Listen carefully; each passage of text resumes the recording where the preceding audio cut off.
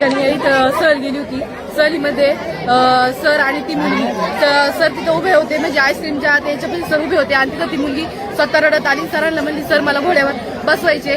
Sir आमचे friendly असल्यामुळे sir बोलले चल मी तुला बसवतो. आणि तिथं गेल्यानंतर त्या घोड्यावाल्या दादांनी त्या मुलीला बसवल्यानंतर ती मुलगी एका बाजूला झाली.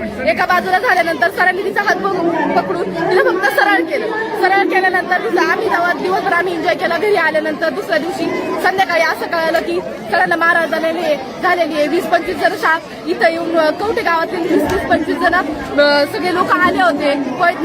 लाठ्या बिठ्या सगळ्या घेऊन त्यांनी आमच्या सरांना खूप अशी मारहाण केलेली. आम्ही तिथं स्वतः बघायला होतो. सरांनी तिला कुठल्याही प्रकारचं बँडेज वगैरे काहीही केलेलं नाहीये. फक्त आरोपींनी स्वतःला वाचवण्यासाठी हे फक्त काही जे आहे ते आरोप आमच्या सरांवर टाकले. सरांची अवस्था इतकी बिकट आहे की त्यांचं जे ऑपरेशन आहे त्याचं ऑपरेशन झालेलं आहे. सरांना इतकं मारलंय तर डॉक्टर बोलले याची चांगल्याची सुद्धा गॅरंटी नाही. इतकं आमच्या सरांना मारहाण केलेलं. 3 वर्षाचा सरांचा आमचा अनुभव आहे. सर असे नाहीये, आम्ही स्वतः विश्वासाने म्हणतोय.